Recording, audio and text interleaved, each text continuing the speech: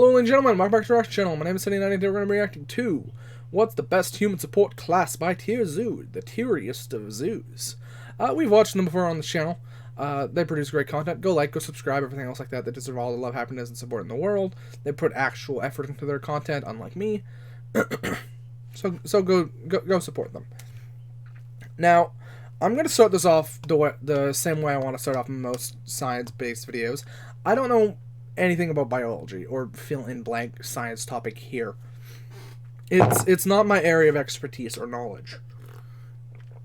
My area, as I've said before, is history, sociology, psychology, and philosophy. Philosophy is probably the one I'm weakest at, but those are my areas of study. I'm not super good on the biology section, so I'm not going to attempt to touch too heavily on that since I don't know a great deal about it. Now, before we jump into this, I don't know where Tier Zoo is going to approach this particular topic from. Because is he going to approach it from the mindset of us today? Because if he's approaching it from the mindset of us today, of what the best human support class is today, it'd have to be a dog or a cat or something like that, right? But if he's approaching it, and I don't think he will approach it this way, but if he does approach it this way, from the historical perspective, my guess of what the best human support class is, or the best domesticated animal that humanity has ever had, would have to be hands down the horse, right? The horse let us plow our fields. The horse let us go longer distances and actually be able to have wide empires instead of smaller ones. There are exceptions, obviously, the Inca and other things like that, but for the most part, horses facilitated communication. You could use them to draw carriages, chariots, plows in fields.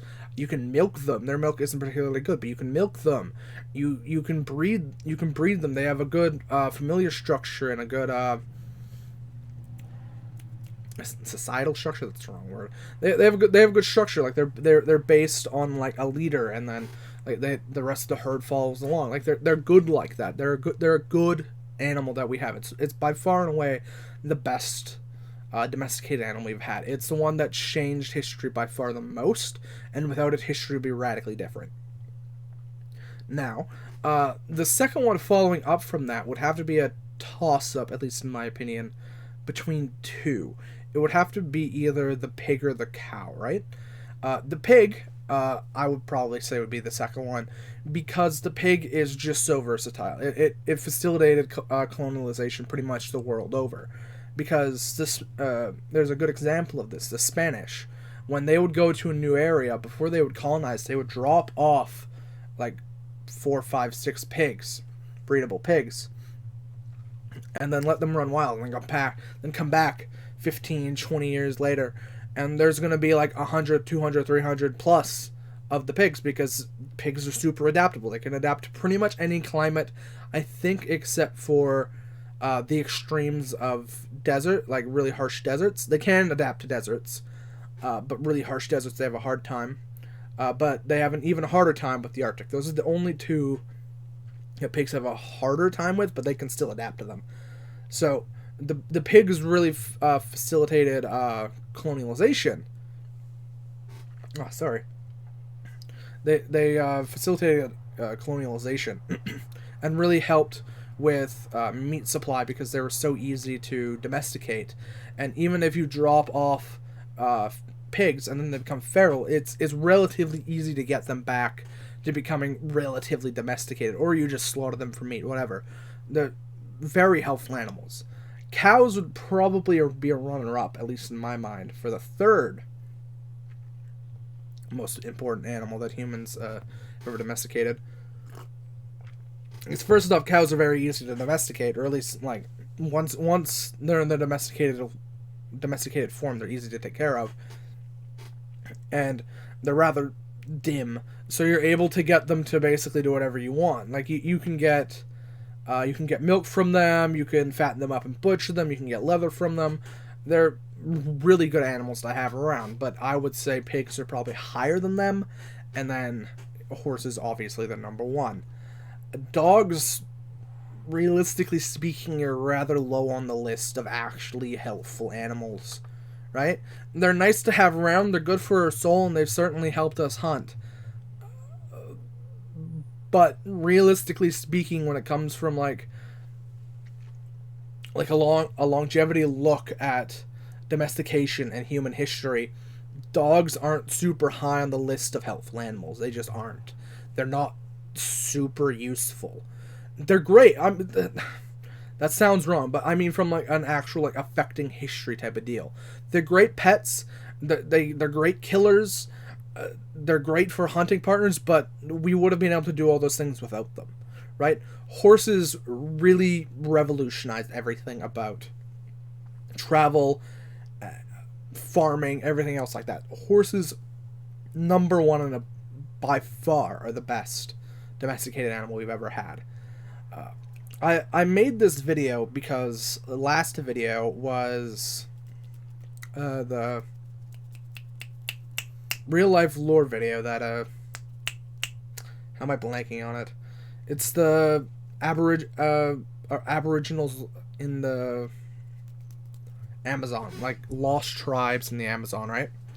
And before real life lore got to talk about it, I talked about how the New World ended up getting screwed because of the complete lack of domesticated animals, which then led to them not having any immunities towards diseases. And when the Europeans came, the Native Americans ended up getting completely demolished just because they had no recourse. So I saw this video pop up in my timeline, and I thought it would be a good fit to fit in after that video that I just made or reacted to. Now, let's jump into it and let's see where Tirzu goes. Yeah, I don't really know which direction he's going to go. If he approaches it from the historical perspective, I'm going to predict horses. If he predicts it from our modern time, it has to be dogs. This episode was sponsored by Skillshare. Even though I like cats more than dogs, if approaching from a modern perspective, it has to be dogs.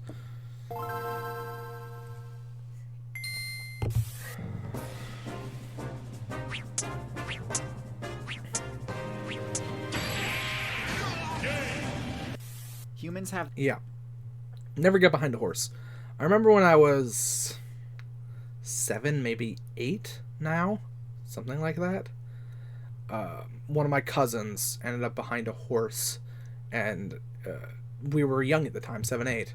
So he didn't really realize that horses would kick.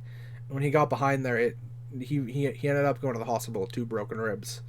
Thankfully, he managed to recover pretty fine, but don't get behind a horse. Have the ability to party up with players from other factions. This isn't a unique ability. Plenty of builds can execute powerful team combos that benefit both players, but humans have by far the most options when it comes to choosing which support class they want to enlist in their party.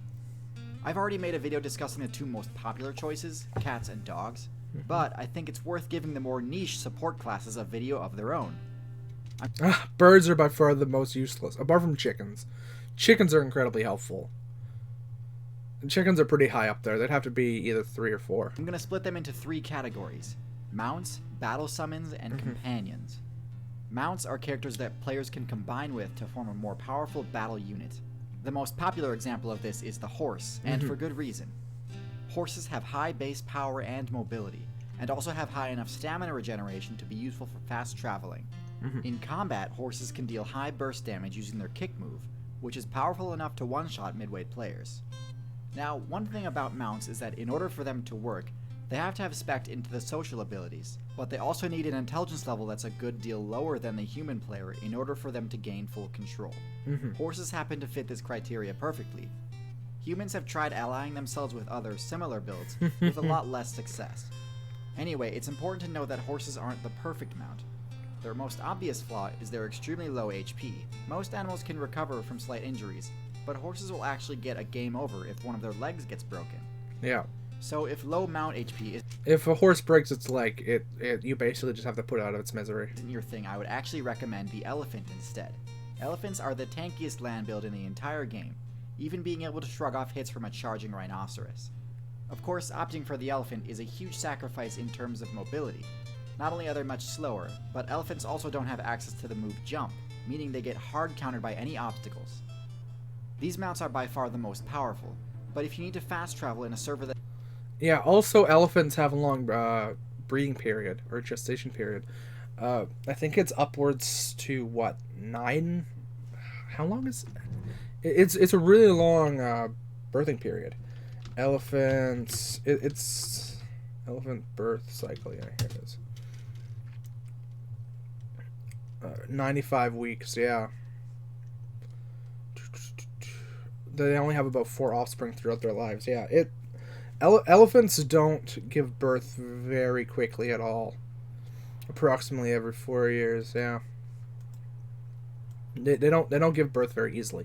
Horses breed a lot faster, so they're a lot better just because mass production. That has a special environmental damage effect, like let's say the Arctic or the desert, you'll need a mount that can resist those effects. For the desert, your best option is the camel. True. Camels have heat resistance. Camels are more specialized than horses. Don't incur the blindness debuff from sandstorms, and can store reserve stamina using their hump ability. They also have one more bonus ability related to their upkeep cost. Now, as the human player, it's your job to make sure that the support player isn't wasting their time working for you and getting no XP in return. So you have to provide that XP, and different builds require different forms. Horses are pretty simple. They can feed on grass or grain basically anywhere, and so they have a relatively low upkeep cost. Elephants, on the other hand, require massive amounts of food to maintain, so they're really impractical doubles partners, as they'll either need to spend most of their time foraging, or require you to split most of your best loot with them. Getting back to camels, they have the same relative ease of upkeep that horses do, but with the added benefit of being highly resistant to the defense mechanisms of cacti. Cacti are worth a ton of XP if you can get past their powerful defense mechanisms. Camels can straight up ignore the damage from cacti, so this is a huge advantage if you're trying to traverse desert servers, where cacti may be the only loot available. Camels are also no slouch when it comes to combat, being more than capable of fending off attacks from midweight characters like dogs and rams, due both to their height advantage and their surprisingly powerful bite attack. All three of these I didn't know camels had such a powerful bite. builds make awesome additions I know horses bite like a motherfucker, but I didn't realize camels did too. to your party, greatly increasing the survivability and defensive capability of your group. But sometimes it's not survivability that's the problem. Sometimes human mains need another player Yeah. Geese are the worst. Geese are the fucking to worst. cover their bad matchups, which, as covered in my video Are Humans OP, tend to be the builds that are small and evasive, difficult to hit even with projectiles, and able to not only outspeed them, but also outmaneuver them by burrowing or perching in trees. This is where they can really benefit from the second category of support class, what I call battle summons. Battle summons are players that humans can party up with in order to deal damage on targets they'd normally struggle to do so against. This type of support is typically only useful on offense, so if you're trying to defend an objective, like say a Yeah, it doesn't seem like he approached it from the historical perspective. I'm glad I gave that. field containing loot that you're growing, you might want to opt for a different comp. Perhaps the best example of this is the raptor. Since humans don't have the ability flying or reach, it's essential that they party up with a raptor to best deal with other flyers. Of course, because birds have hollow bones, it'd be pretty irresponsible for a human to command their bird teammate to attack any large target that could counterattack with blunt force. But then again, humans generally don't need help in that matchup. Perhaps one of the most effective team combos in the game consists of the human, the dog, and the raptor. The dog can use their high-level smell abilities to find players that are using stealth. And then when they try to flee, the raptor can use their high damage and high accuracy pounce strike to score the finishing blow. One thing birds can't do though is reach players that are hiding underground, and this is where the ferret battle summon comes in. The ferret matchup against burrowing builds like rabbits, rodents, and snakes is hugely favored, and humans can use this to their advantage since they, like birds, don't have any Don't ferrets stink? I've heard that ferrets really badly stink. I've never met one before. I've never seen one IRL, but I've heard that they're a smelly animal. immediate counterplay options when their opponents burrow where they can't reach. This tech was first pioneered by human mains on the Egyptian server during the Bronze Age. Okay, so the last type of support is what I'll call the I like how it said like I knew that. companion type. And this is where the definition of support begins to kind of fall apart, because humans can party up with basically anyone else and at least get a slight morale boost. There are plenty of builds that make great companions, but there are a few Cat. Meow meow cat. Meow. She doesn't want to come here. I'll show her off for a second. Hello. Hello. Hello, my tiny tiger. Hello, my tiny tiger. You're not really domesticated, are you? You're not domesticated at all, are you? No, you're not domesticated. No, you just kind of domesticated yourself. You just kind of domesticated yourself. What did you do? What did you do, Mia? Oh, you shunted this, so okay, you shut down my secondary monitor. Thank you, Mia. She is a very helpful animal. That I'd recommend avoiding. Okay, I'm going to Mia. break these down into two I categories. love you, dearie. The first is builds which humans can't effectively support, and the second is builds which curse their party members with a charisma debuff. For the first group, I Okay, give me a second while I maneuver this back over. Mia, don't turn off my secondary monitor again, you sweetie pie. want to highlight two. Sorry, and I this missed is some where the stuff. definition of support begins to kind of fall apart because humans can party up with basically anyone else and at least get She sabotaged me. a slight morale boost. You There are plenty of sabotaged builds that make great companions, but there are a few that I'd recommend avoid. I like that dog pic, just to show me its ass. I'm going to break these down into two categories. The first is builds which humans can't effectively support, and the second is builds which curse their party members with a charisma debuff. For the first group, I want to highlight two builds. The first is the Octopus.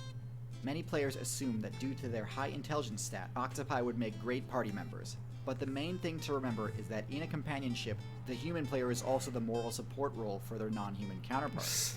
The higher the intelligence level of your support player, the more attention they require. And as discussed in other videos, this level of your Todd Howard. support player Isn't that,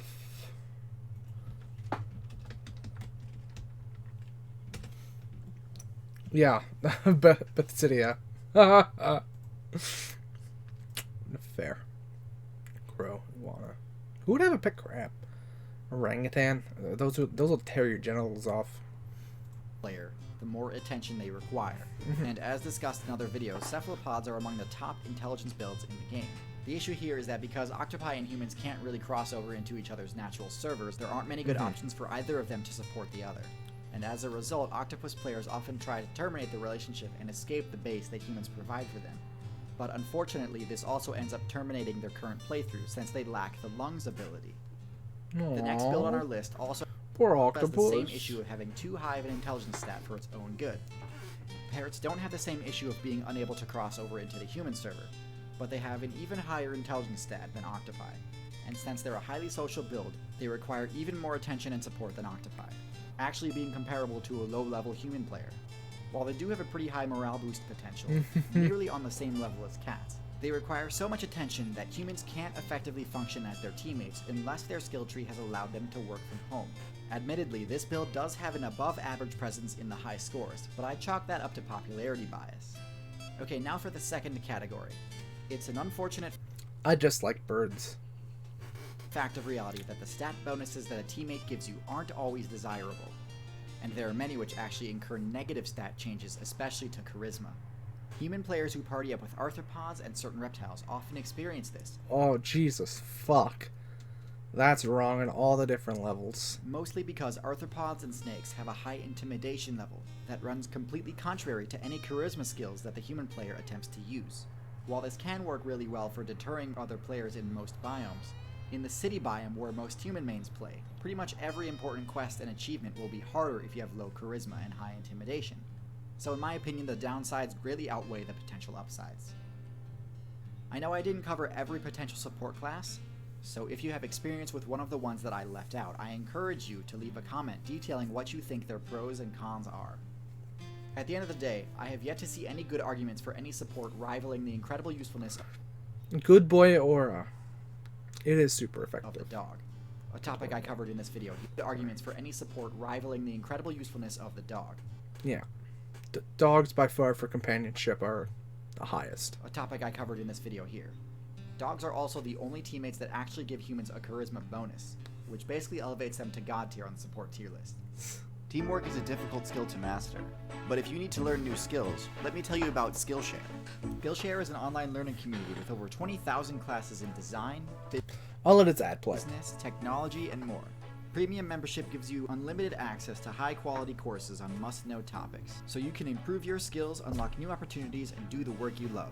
Join the millions of students already learning on Skillshare today with a special offer that's just for my subscribers. Get 2 months of Skillshare for free. Go to skl.sh/tierzoo8 or use the link in the description.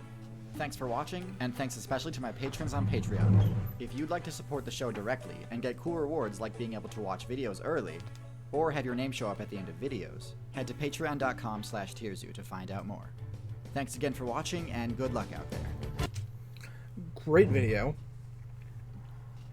A different perspective than what I would assume, but I understand the perspective where it came from.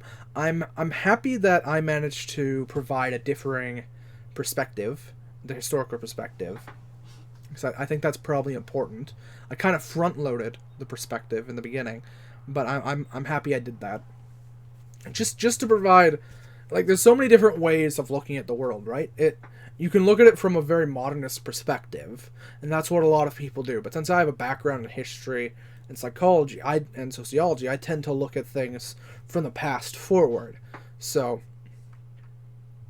it's interesting, the contrast between the way different people think and the different conclusions people make on a topic that is relatively the same. Like, reading this, some people would immediately go along the route that he did. Modern support classes, or just slightly in the past support classes, right? But other people would then draw conclusions like I would. Other people wouldn't even care. Like, it's interesting the different perspectives that show up. Now, saying that, you should go subscribe, everything else like that. Tierzoo deserves all the love and happiness in the world. They put so much more effort into their videos than I ever possibly could imagine to do. They deserve it. Go join their Patreon, go buy their merch, everything else like that. Go join Skillshare, whatever. Everything. If you liked my particular commentary and reaction to it, give me a like, give me a sub if you want to. Go join my Twitch, go join my Discord. I stream occasionally, very occasionally. Streaming takes a lot of time and I'm lazy. Leave comments on the doobly-doo if you want me to do a particular video, if you want me to do a particular topic. I am going to do that ERB Philosophers one. I'll probably do that tomorrow. So just getting that out there. What else? I think that's it.